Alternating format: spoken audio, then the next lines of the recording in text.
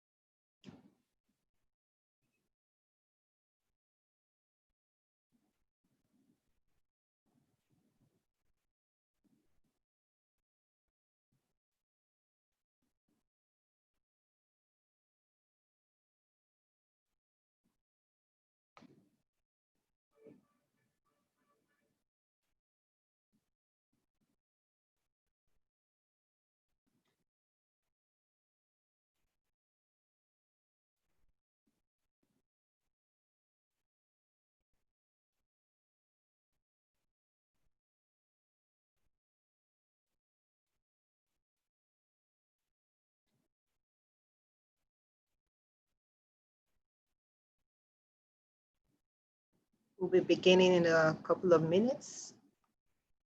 Just waiting till 2:35.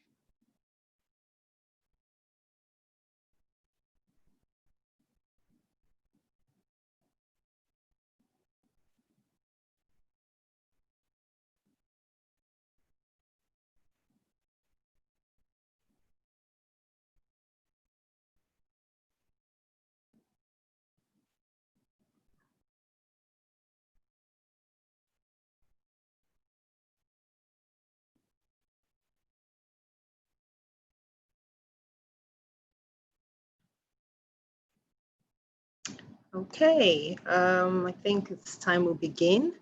So good afternoon again, everyone. My name is OG, and I am the Director for Project Management at NUTM.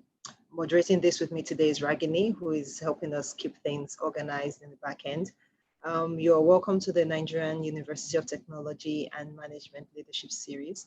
This is the third one in the series of webinars we'll be running to connect you with global faculty and industry leaders who will be sharing their personal journeys and unique perspectives on leadership. It would interest you to know that today's speaker and the previous two speakers who were Dr. Pramat Raj Sinha and Professor Wale Shoboyejo will all be teaching courses during the NUTM Scholars Program, which kicks off in September 2020. Very quickly, for the benefit of those who don't know about us, NUTM is a pioneering higher education institution focused on nurturing leaders for Nigeria and Africa. The university will focus on STEM and management at the undergraduate, postgraduate, and doctoral levels. While we are working to deliver the full university, we're launching in September 2020 with the NUTM Scholars Program, which will offer 60 exceptional young individuals from Nigeria and other parts of Africa the chance to participate in a one-year fully residential interdisciplinary postgraduate program in technology, entrepreneurship, and design. The NUTM Leadership Series aims to deliver knowledge, but also to offer our audience a glimpse of the sort of conversations that will be taking place during the NUTM Scholars Program. I'd like to take this opportunity to thank everyone who applied for the founding class. We received quite an overwhelming response. So we thank you for your interest and quality applications which you submitted. We have 270 people registered for this webinar. Many of you will be streaming live from YouTube. So we look forward to engaging with you throughout this 1 hour session. So let us talk about today's speaker. So today's speaker, speaking on self-leadership and social impact, is Dr. Susan Abadian. Dr. Abadian is a world-renowned independent consultant for leadership and change. She's very passionate about enhancing human capabilities and well-being. She earned a PhD in political economy and government from Harvard University, an MPA in international development from Harvard Kennedy School, and an MA in anthropology of social change and development, also from Harvard University. Susan created the ARIA leadership principles, which she began formulating while she was a fellow at MIT's Dalai Lama Center for Ethics and Transformative Values. ARIA is designed for those who are called to create their lives and create a better world more intentionally and aligned with the greatest of good. She is the author of the upcoming book, Free Me to Love, an intimate account of her spiritual realizations and learnings to transmute the effects of ancestral and other traumas into greater capacity for love and sovereignty. Susan, it's an honor to have you here with us. Please welcome Susan Abadian. Hi everyone. Hi. Thank you Hi, so Susan. much. How are you? Wonderful to be here. I am great. It is How are things such a in pleasure DC? to be here. Well, I keep telling myself it could be worse, but it's pretty crazy here, as some of you might know. Our politics and everything else is pretty wild at the time. But I'm getting a chance to practice every one of the skills that I teach. So how are you managing to find Zen in this time? Finding Zen in the time of Trump and coronavirus. This is it's a great opportunity. Great opportunity. And how are you, OG? How's everything on the great continent of Africa and Nigeria, which I look forward to seeing one day too? We are plugging on. We're fighting the virus like everyone else. We are resisting all the forces of economic challenges that have come with it. But we're surviving. I think we're doing okay. Well, you look fabulous, and so I'm really excited to be here. And one of the biggest regrets is looks like I may not be able to come in person this particular fall. But I'm so looking forward to being there in person someday soon and meeting everyone that way. But thank you all for being here today. I appreciate it. Thank you so much. Thank you so much, Susan. So I think we'll just start off, right? And Susan, I was going to ask you, what is self-leadership and why is it so important to lead yourself before you lead others? Thank you for the question, OG. You know, your question reminds me of a quote attributed to Mahatma Gandhi. And we'll be talking a little bit about him today. But one of his quotes that we in the US often hear is, be the change that you wish to see in the world. And I think Gandhiji meant at least two things here. He was saying that we should ourselves learn to embody the change we desire in the world so that we can serve as an example for others. And I think he was also saying that you draw out the highest qualities in others. You draw out the change in others that you desire to see, to the extent that you embody that change yourself. In effect, the world mirrors you. So I think, you know, it's very important, obviously, to lead oneself, to have this gifts of self-leadership for all these reasons. But before we go any further, let me ask the listeners to answer a couple of survey questions. I hear you guys are an interactive bunch, and I love that. So please answer these survey questions. And I also want you to put your thoughts and responses in chat box. Don't hesitate. And OG will call them out to me at the appropriate times. So the first poll I'd like you to take is, do you think, and I think this has been asked before in a previous conversation, I think when Pramath was on, but do you think that leaders are born, or do you think that leaders are made? That leadership can be learned? So check born if you think leadership is a quality that you're born with, and I think it's grow or made if you think that leadership can be learned. And we'll just take a few seconds now and see what you think.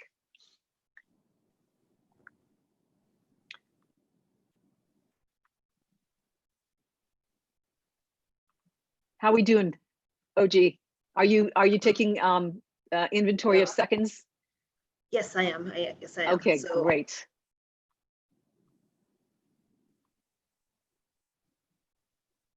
Okay, Regine, do we have results?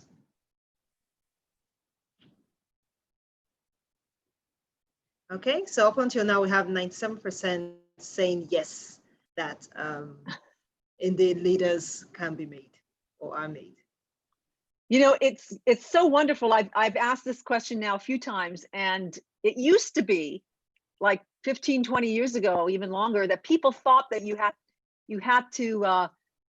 either had it at birth, that you had the skills or the innate qualities, what it took to exercise leadership, or you didn't. And if you didn't, well, that's too bad. So it's interesting, and of course, it's an indication of the quality of people that are online today. Let me ask you another poll, and this is seemingly unrelated, but do you think that some people are born lucky or unlucky, or that you make your luck?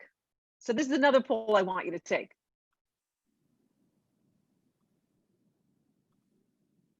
Why do you think I'm asking a random question about luck? We'll get back to it a little later in the conversation.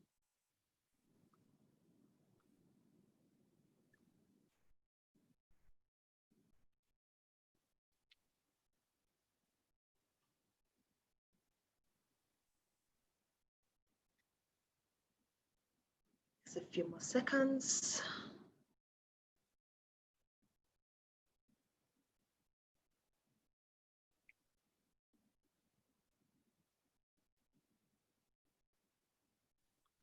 Okay, I think we can round that up now.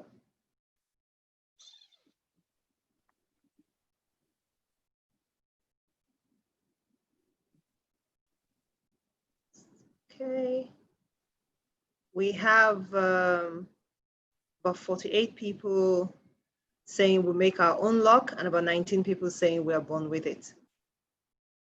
So 28% we're born lucky, and 72% that we make our luck. And I was going to poll to see how many of you tend to feel lucky and how many of you tend to feel unlucky, but I have a feeling most of you feel lucky in life. I think we're going to skip that poll. So the reason I'm asking that, and we'll get more into this question later, so this is just a little teaser, the belief that you're born a leader or that you're born lucky or unlucky is what Stanford psychologist Carol Dweck refers to as having a fixed mindset.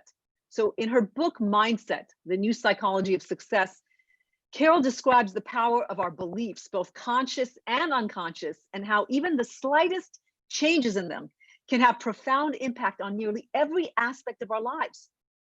One overall set of beliefs she describes is a fixed mindset versus a growth mindset. So a fixed mindset assumes that our character, intelligence, and creativity are static. In other words, someone with a fixed mindset believes that we're born with a certain level of intelligence and capabilities, and that we can't change them in any meaningful way.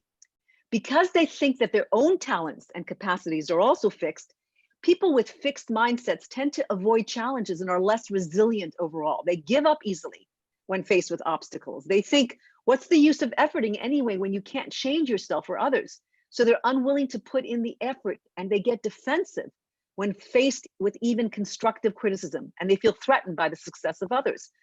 A growth mindset, on the other hand, believe that you can develop your intelligence, character, and creativity over time. The sky's the limit. So those with a growth mindset have a desire to learn. They thrive on challenges. They see failure not as evidence of lacking intelligence, but as a springboard for their own growth and for stretching their existing abilities. Those with a growth mindset are more resilient and persist in the face of setbacks. They see effort as the path to mastery. They don't recoil from criticism, and they find inspiration in the success of others. The bottom line, having a growth mindset, being willing to push through limits which requires effort, optimism, and determination leads to greater success than a fixed mindset. Given that you're here and are potential applicants to the NUTM Scholars Program, I imagine that the majority, if not all of you, are likely to be growth-minded. And if you're not already, the program will definitely instill it in you. So there's no one who demonstrates a growth mindset better than Mahatma Gandhi. And I'll tell you why. I don't know how many of you have gotten a chance to see the movie Gandhi, starring Ben Kingsley, that was released in the Dark Ages, 1982. But there's an iconic scene from it that I'm going to describe. It's been Hollywoodified in this movie, and some of the facts are even wrong, but the scene is powerful, and it does capture a defining moment in Gandhiji's life. So imagine this, it's 1893. The 23-year-old Gandhi has just arrived in South Africa. He's wearing a proper Western suit and sitting in first class.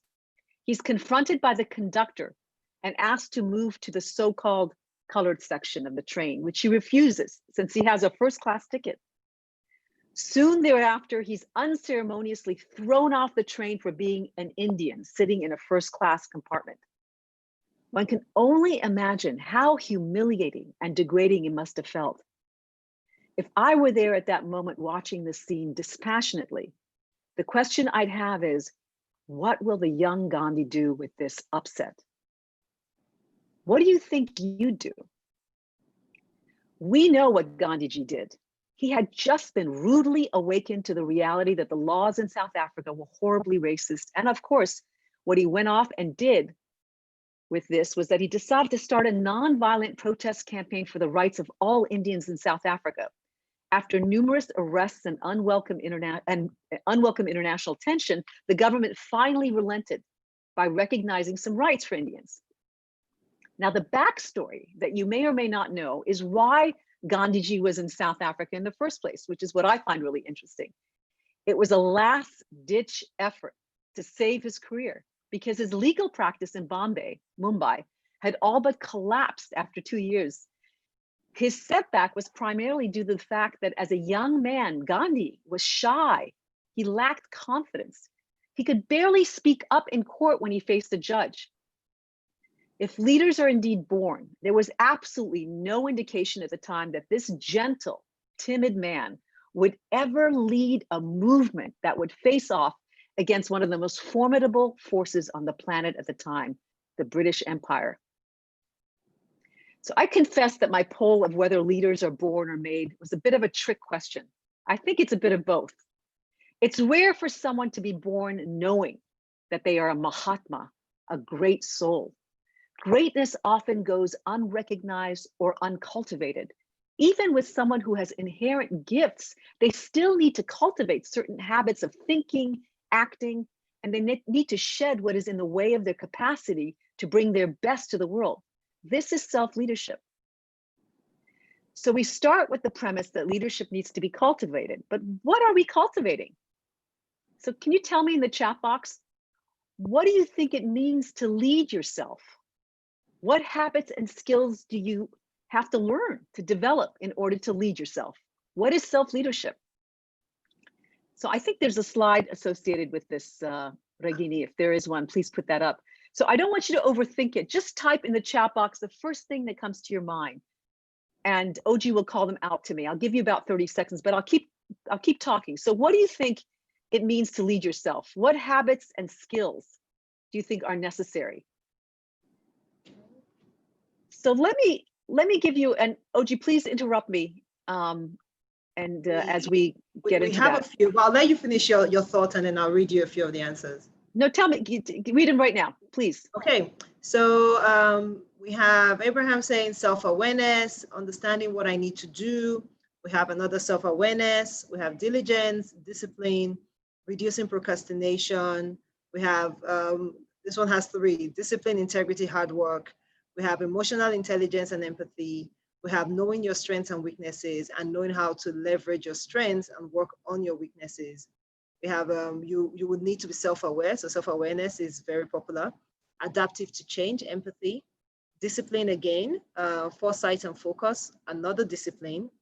I think that to lead yourself, you should have some personal development. We have determination, we have self-recovery.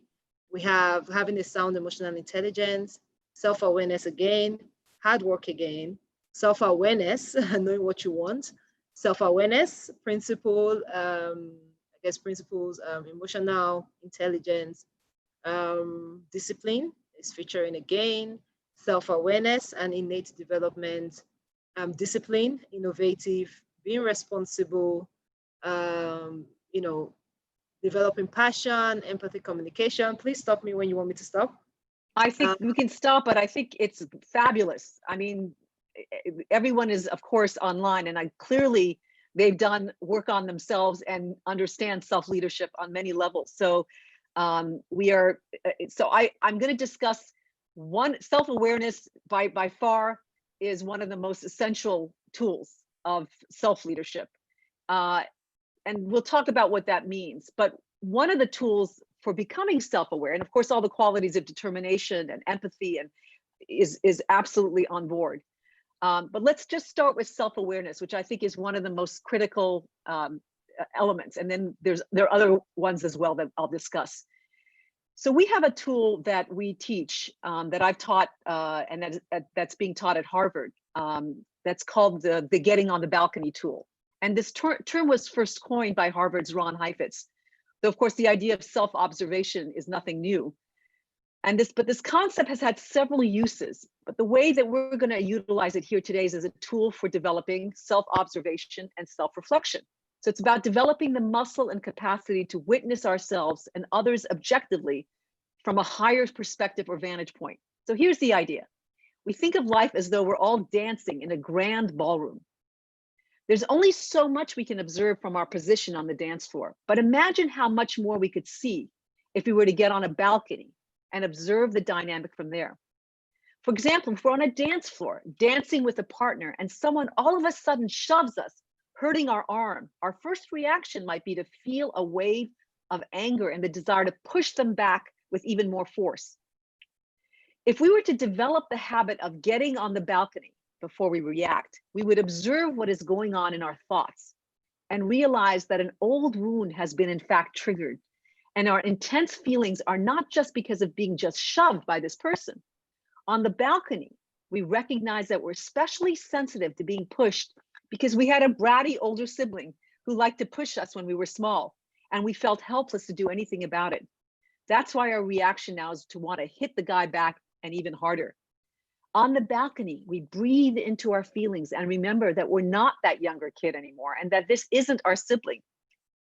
On the balcony, we decide to ask questions, to be curious instead of jumping to assumptions. From the balcony, we learn to ask with legitimate curiosity, why did he do that to me? Being on the balcony means staying open and neutral. By doing so, we may soon realize, for example, that the person didn't intend to shove us, that they were shoved by someone else, lost their balance and fell into us. From the balcony, we see that it wasn't personal or intentional at all. And we might even have compassion for that person that minutes earlier we were ready to throttle. And by getting on the balcony, we also notice that we still have an old wound and we commit ourselves to do something about healing it. So the balcony dance floor metaphor helps us develop our capacity to observe ourselves and others objectively, to reflect, make better judgments, and respond appropriately. So learning to get on the balcony, observe ourselves and others objectively is an important part of leading ourselves. But what if the person who bumped into you was intending to shove you? What then? What getting on the balcony still means is to be able to neutrally observe and notice how you're tempted to react, but without acting it out. Think of it from the balcony perspective. What might you notice if you thought that a person had intentionally shoved you? You might notice, for example, that thinking that the person had intended to shove you arouses feelings of rage. You notice and feel a tightness in your belly and your throat. You might notice that you're breathing shallow and rapidly. You might notice that your mind is racing with angry thoughts and you're cursing the person in your mind. You might notice that you're feeling threatened and that you're tempted to shove the person back. Or alternatively, you might want to run away and hide because the person appears scary to you, bigger and stronger. Or you might notice that you're frozen to the spot, terrified. In other words, you notice that you're caught in survival or reactive mode. Here's the problem. Being in survival mode makes it harder to be genuinely creative. And we need to be creative to find our way out of challenging situations, especially those that don't have ready solutions. Some stress can be helpful to motivate us to action, but too much stress on human beings can put us into what's called the fight, flight, freeze response. Hitting back, running away, or freezing, hoping the person will ignore you. Some of us are in perpetual survival mode. And now that the pandemic has hit, it's gotten even worse. So a part of self-leadership and getting on the balcony is to notice when we're in survival mode, when we don't need to be, and to relax our bodies and mind in order to engage our more creative brain. This will allow us to see out-of-the-box opportunities for them to show up and to thrive in ways we can't imagine or even see when we're in mere survival. So in other words, an aspect of self-leadership means finding ways to calm down our nervous system and to operate from the neocortex part of our brain, the part of our brain that's analytical and more creative, rather than our limbic system, which is reactive and oriented to survival. It's okay, Susan. Let me ask you a question. So, I mean, what you're describing looks like it needs to happen in split seconds. So how does one calm themselves down enough to quickly project themselves from the dance floor to the balcony? That's a great question. There are many simple ways. One simple way to calm ourselves. And again, this is about practicing in the moment. So you might not get it the first couple times. First step is just to be aware that so self-awareness, becoming aware that you're in reaction mode. But one simple way to calm ourselves is just taking deep breaths. It's so simple, in and out of our bellies. So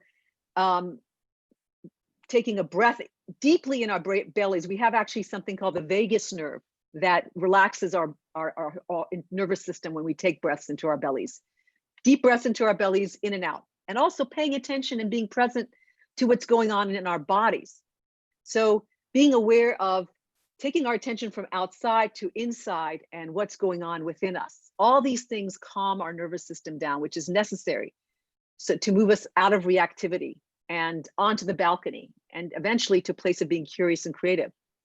For those who are religious or spiritual, you can engage in peace-inducing prayer.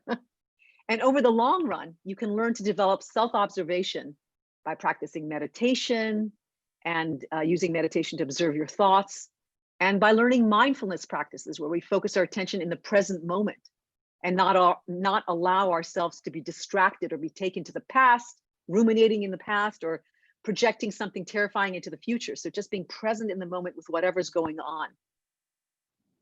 You know, it was critical for Mahatma Gandhi to learn these skills. When he got kicked off the train in South Africa, he brushed off the dust and eventually the humiliation. It would have been easy to feel enraged and to get fixated on getting some sort of revenge, but he didn't get reactive. He didn't stay stuck in feeling victimized. And nor did he hit back. He kept his heart and mind open, and he channeled his frustration into taking inspired and consistent action towards a greater vision of justice that ended up uplifting all of humanity. Of course, Nelson Mandela. Absolutely. No, yeah. Okay. I just wanted to say Nelson Mandela, of course, is another great example of this kind of leadership. Go ahead, please ask your So questions. in fact, the questions are relating to leadership. So now people want to know, I'll take the first question. Is having self-awareness a guarantee that you can successfully lead others? No. Self-awareness is one of the major steps, but then there are other steps. You have to be, the other piece I think that's critical that I'm going to get to is about taking full responsibility for your life. So you could be aware, but you don't do anything about what you're aware of. But you have to actually, this is where the persistence, the determination, those qualities of, and also being responsible. The ARIA framework, for example, that I've developed is about awareness is the first. A is awareness, but the R is responsibility, self-responsibility. So you have to take responsibility for the changes. People might be aware that they're in reactive mode and they still react. So over time, you've got to make responsibility much more important than anything else. Also, parts of leadership, I have as ARIA, the I is imagination. You vision what it is you want to create, the reality you want to create, even when it's not in line with the current reality. And you step towards it. You take, the last A is in ARIA's action. You take steps towards that vision, even if everything says it's unrealistic, impossible. So responsibility, so awareness is just the first piece, but it's a very critical part of the piece, the puzzle. There's also responsibility, imagination, and also action, proper action, inspired action in the direction of your vision. Right. Okay. So we've talked about self-awareness. We have someone who wants to know, I think they want to know between competence and integrity, which is more important in leadership, especially in public governance? Competence or integrity? Yes. Why is it an either or question? Good question. Could it be Kazim, both? Do you want to tell us, does it have to be either or? Can it be a healthy mix? Exactly. I mean, I would say both and. You need both. Okay. Should I continue? Yes, please. And please, the person who asked that question, please write back and let us know why you were thinking of it in terms of either or and not both and. So I want to make the point that people like Mahatma Gandhi and Nelson Mandela, these men are not gods, obviously. What made these people extraordinary is that over time they learned to transform their mindsets and take full responsibility to change themselves, to cultivate self-leadership, at the same time that they took action towards a brighter future for all. So I was just before talking about the need to move from survival and reactive mode to that of being a creator, to ask ourselves, how can I evolve myself, be the change I wish to see in others? What creative actions can I take now in this moment that's consistent with my values and my vision for a better future? But there's always an intermediary step that we need to acknowledge before we can step into the creative space. And that's the step of being present with any difficult emotions, the fear, the hurt, the humiliation, the betrayals. We can't be creative when we're caught in fear and pain. And those emotions can't be brushed under the carpet. We need to acknowledge them, process and release them. So I won't be discussing how to do that here today, but it's important to constructively address any difficult emotions that arise without acting them out in ways that are harmful to yourself and others. But once we process emotions, it allows us to be more creative and that's part of the self-responsibility as well, is to be responsible for processing our emotions, for acknowledging them and being self-aware. I think someone mentioned emotional intelligence. That's part of emotional intelligence that we also need to have in self-leadership. So as part of observing ourselves from the balcony, we want to become aware of the assumptions and beliefs we have that are limiting us. So that's another key thing that we become aware of. Not only when are we being reactive, what are our triggers, but also what assumptions and beliefs are we coming to this situation with?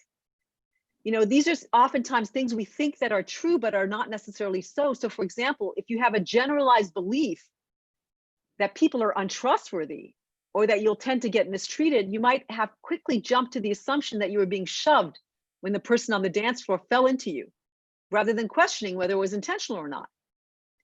But Can I why say is it? something, please, to Please, that? please, Because OG. Yes.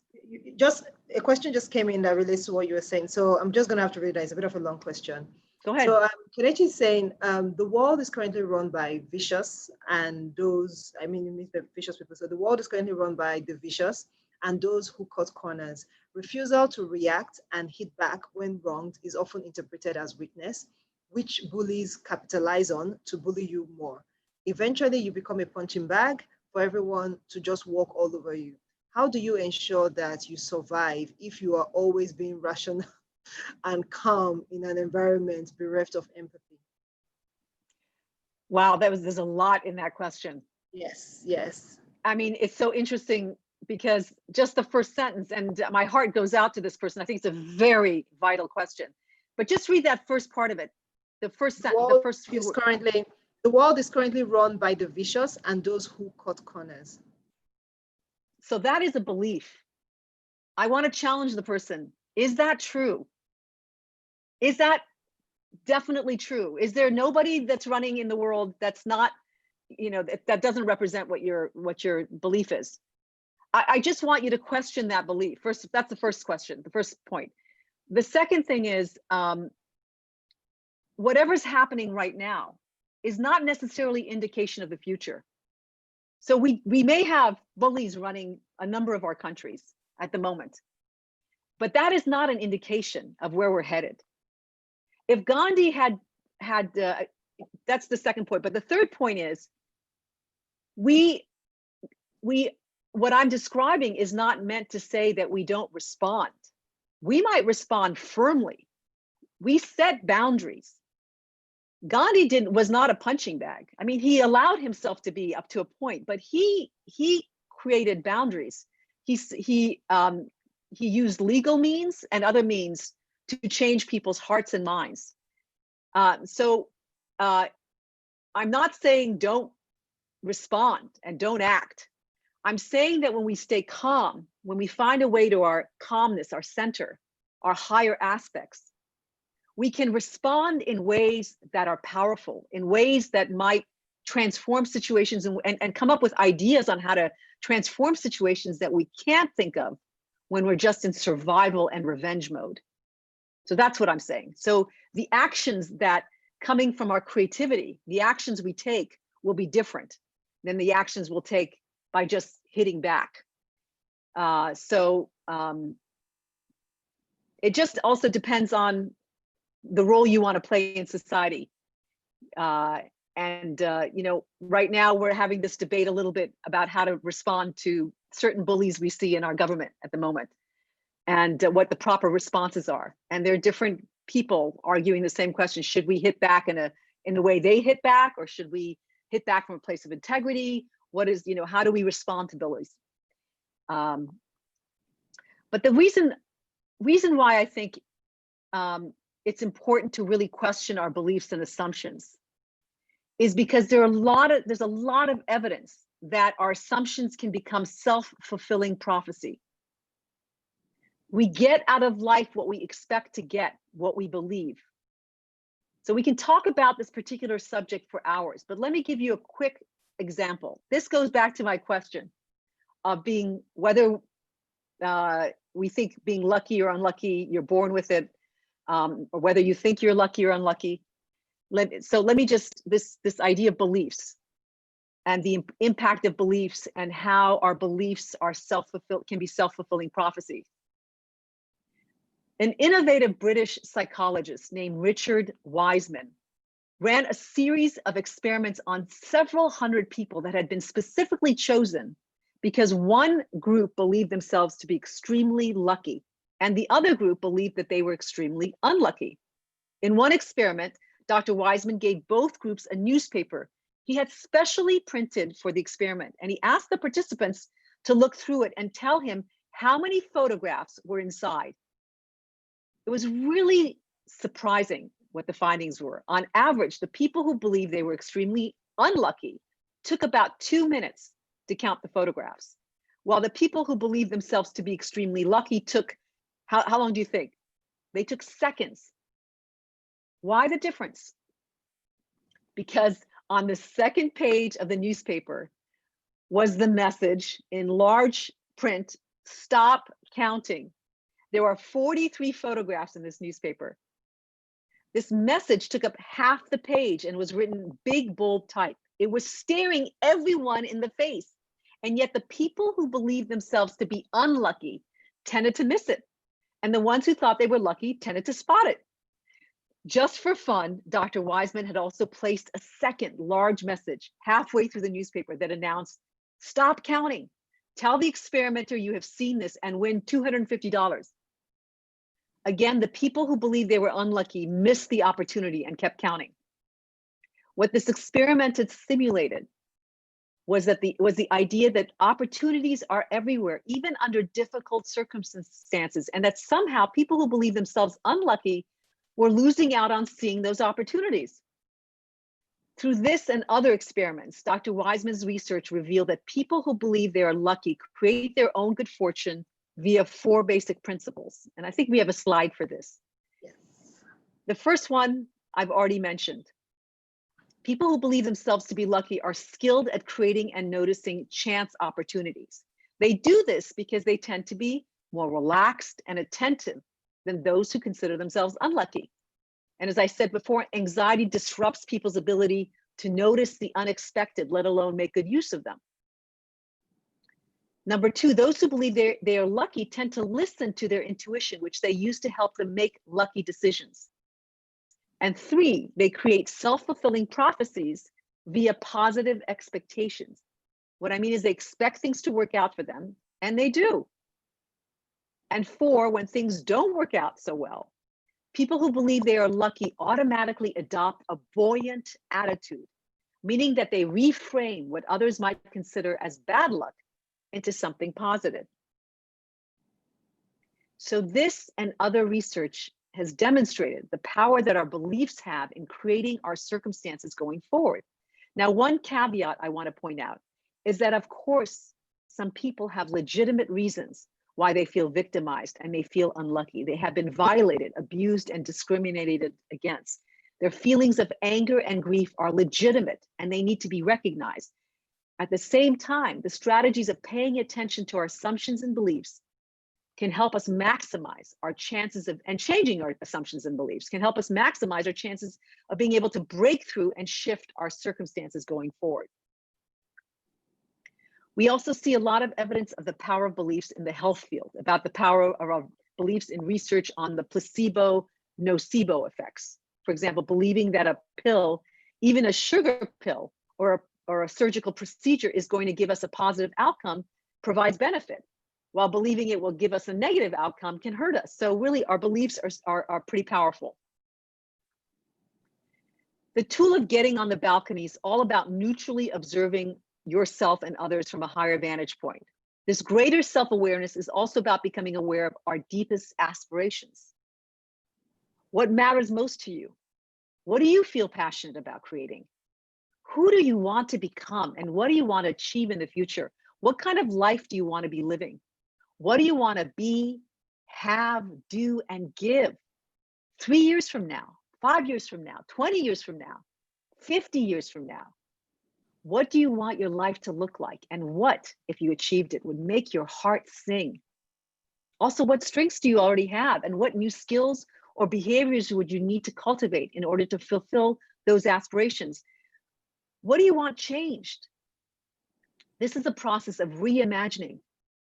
How will you reimagine the future? And what role are you inspired to play in it?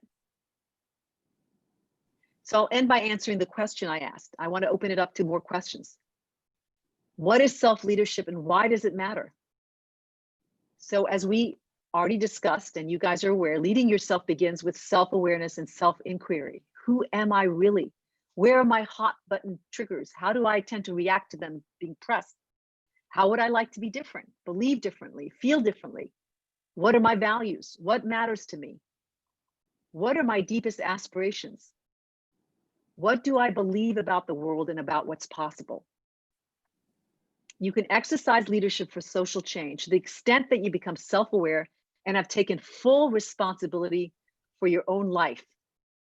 That means learning not to get stuck feeling victimized under difficult circumstances, but instead creating the habit of pivoting your attention to what it is you wish to create, and also transforming your beliefs over time.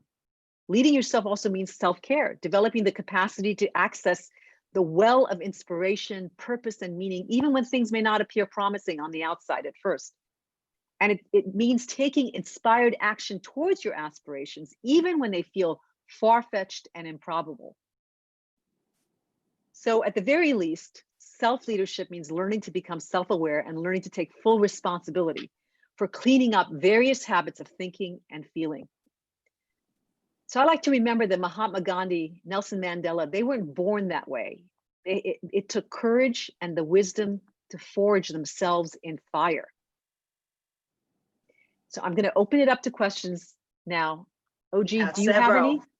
Okay, great. So some came when you were speaking earlier, so we might, let's start with, let's see. Okay, so let's start with Stanley's question. So Gandhi advocates non-violent protests, otherwise called civil disobedience. What is the line between this and being rebellious against, do you mean an evil institution or ideology? So I think he's asking, what is the line between civil disobedience, non-violent protest, and being rebellious against an evil institution or ideology? Did that come across? I'm not sure what I'm not sure. I mean, you can resist. Is there any more clarification, OG?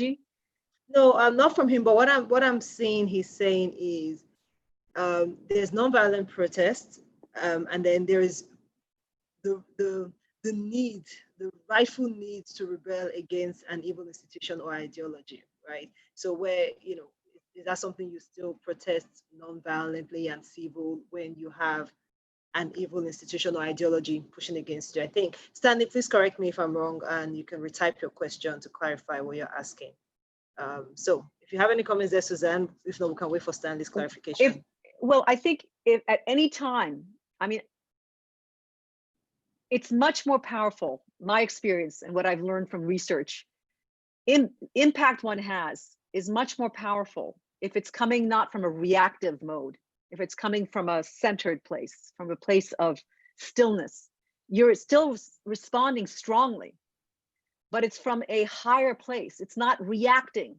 And I think this rebelling, reacting, the rage, the upset, which is completely understandable, but to the extent, and it's to the extent that we can come from a place that's less reactive, we still may respond strongly. Passionately. Passion is fire. It's channeled in a different way, but it's not violent. It's not reactive. So yes, evil needs to be fought. The question is, how do you fight it?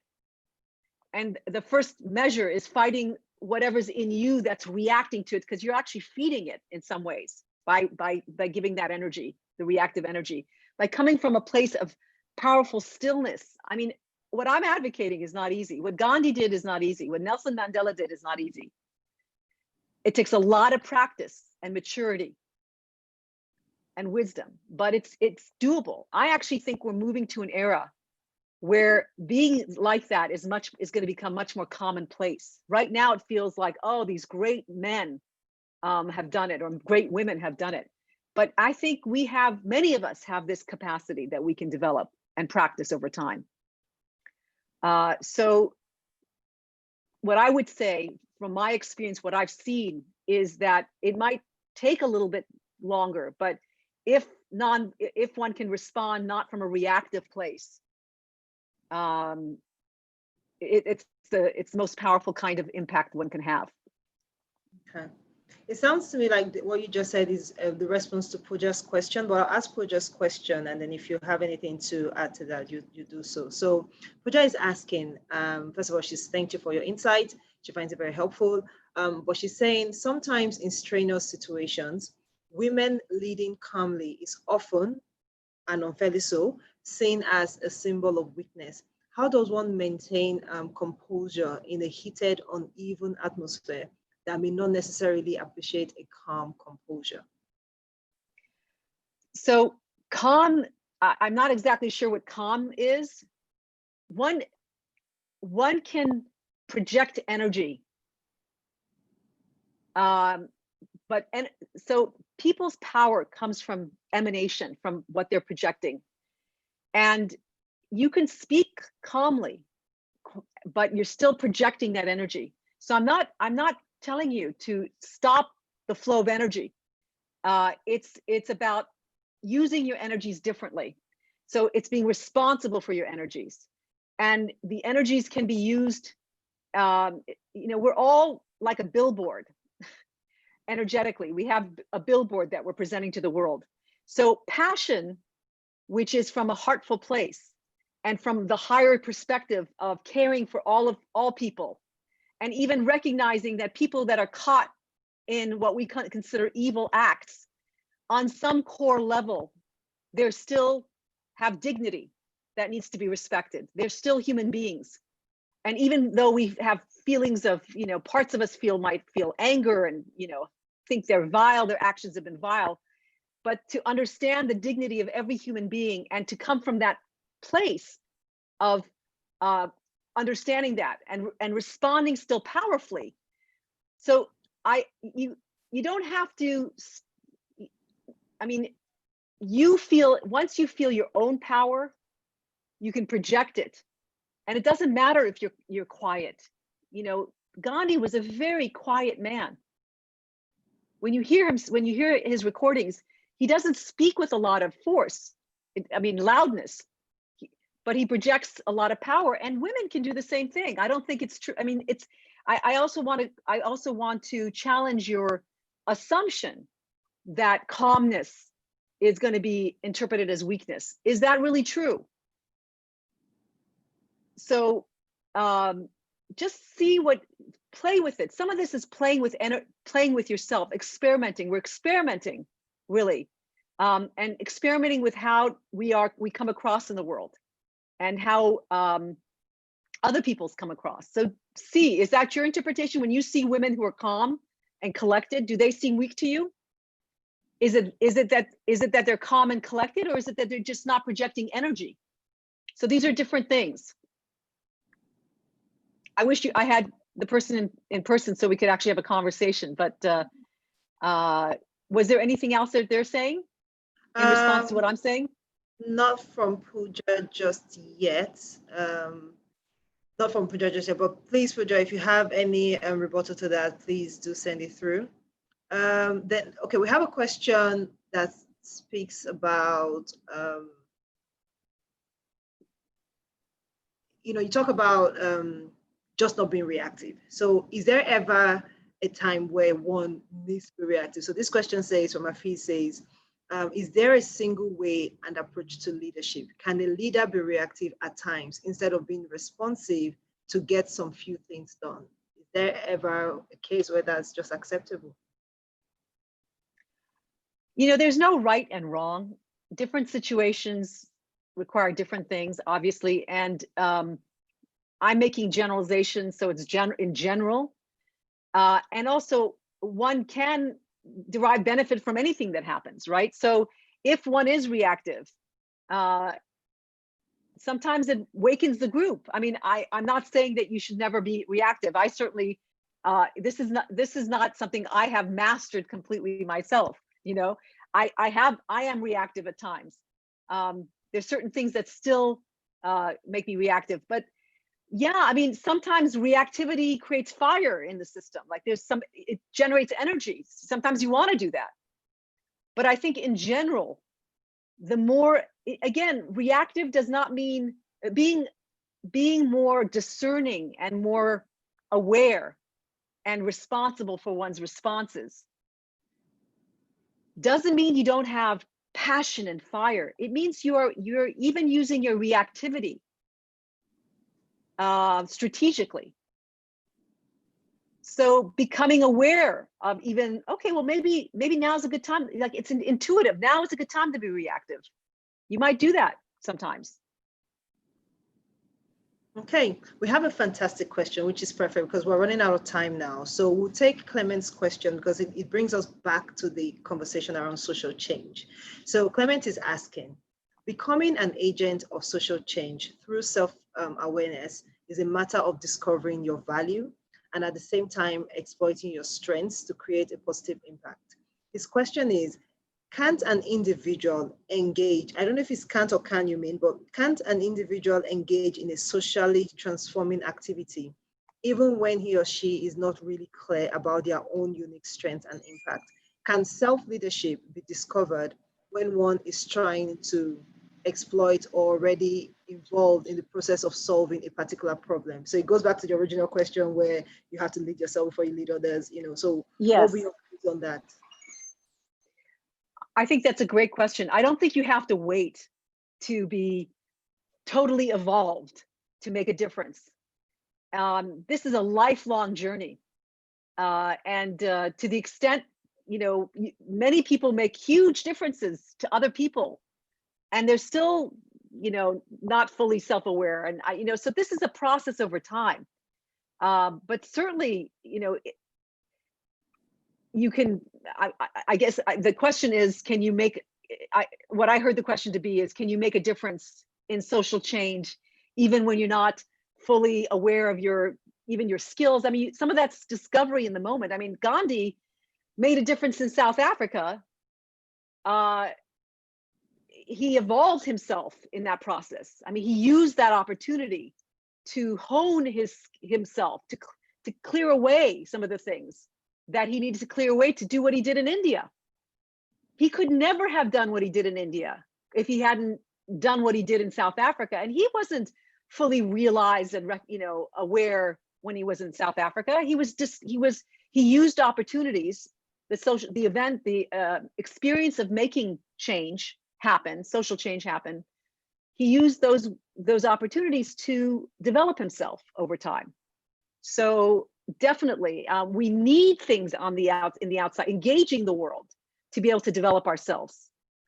So absolutely, we shouldn't kind of sit in a meditation room and try to develop ourselves before we get out in the world. We use whatever's happening in the world, engaging the world, as the way that we discover who we are, who we want to be, and develop our skill set and become more self-aware. Okay, so okay. Does that make sense? It does to me. So Clement, I hope that makes sense. If not, send us an email and we can send your questions through to Suzanne. So I think we can close with this question. We have Johnson asking what advice you would give someone going into a leadership position for the first time. And I think I would also want to ask, in addition to that, is that really ever a first time? Aren't you given opportunities to be a leader all through your life? But the question is, what advice do you give someone going into a leadership position for the first time? I think, one of the things that I'm going to teach when I get an opportunity to do so is that we talk about leadership and authority as two different things. So I think what he's asking is he's going to be in a position of authority. Perhaps. Yes, and so in the framework that I use and that some of us use at Harvard, it's the adaptive leadership model. We make a distinction between leadership and authority. So there are a lot of people who have positions of authority, as some people have spoken to, who have not exercised leadership at all, meaning they have not helped their societies and communities face and confront challenging adaptive circumstances that people are facing right now. They've used it, they've used it in ways that self-aggrandize or other ways. But so, first of all, distinction between leadership and authority is important, because you may be going into a position of authority, and we teach that authority has various gifts associated with it, and it has actually various challenges associated with it, obviously. And exercising leadership from a position of authority is sometimes hard. It's actually hard sometimes, because people in positions of authority are looked to give solutions and answers to their constituents, oftentimes. And sometimes the problems that we're facing, the adaptive challenges that we're facing, don't have easy solutions and answers, and the authority figure can't give it to them. And so the authority figure has to give the work back to the constituents, the people who actually have to figure out the solutions, or the solution is that they have to change. they have to give back the problem to the people at a rate that people can handle, because a lot of people just want the authority figure to answer and give me the answer and give me the solution. So one of the greatest challenges and opportunities this person is going to have is to become masterful at giving people responsibility for their own work and for their own need to step up to the plate and exercise leadership from where they are. So even if they're not in positions of authority, they will have to exercise leadership in whatever position they are in. And that's going to be an opportunity and challenge that this person is going to have. And I'm excited for them. I can't wait to hear what happens. And please be in touch. Absolutely. Thank you very much. So unfortunately, that is all the time we have today. So Susan, thank you so much for your time. Thank you for being here with us. It's been such a great session. I had a good time. I hope everyone on the call enjoyed it as well. We would love to get your feedback. Please fill out the feedback survey, which will be sent out via Zoom chat and email in a few minutes. We have recorded the session and we'll post it on our website, and that is nutmng.org, and also on our YouTube channel. We have several other webinars planned in the coming weeks and months. So please do stay plugged in by following us across all our social media handles. On Instagram, that's at NUTMNG. On LinkedIn and Facebook, we have our name spelled out in full. It's the Nigerian University of Technology and Management. You can also visit our website at nutmng.org and reach us via email at nutmpmo@nutmng.org. Thank you once again, everyone, for spending time with us today. And we hope you enjoy the rest of your day and the weekend ahead. So thank you very much, Suzanne. Thank you, everyone. So bye-bye. Thank you. Thank you. And I look forward to seeing some of you in class. Absolutely. Looking forward to seeing you in Lagos. All right. Bye. Bye-bye.